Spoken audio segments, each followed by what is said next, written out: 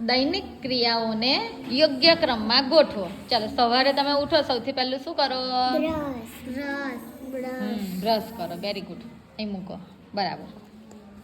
પછી શું કરો? સ્નાન કરવું. બરાબર. નહીં લેવાનું. પછી સ્કૂલે જાઓ. આ દૂધ ને નાસ્તો નહીં કરવાનો હે ને? દૂધ નાસ્તો પીને પછી જવાનું ને સ્કૂલે. Very good. પછી સ્કૂલે જઈએ આપણે.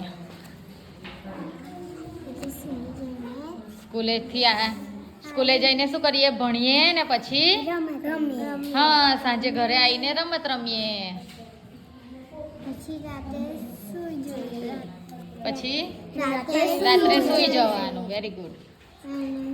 પછી સપનું આવ્યું. શું આવ્યું સપનામાં? કે મેં પહેલા નંબરમાં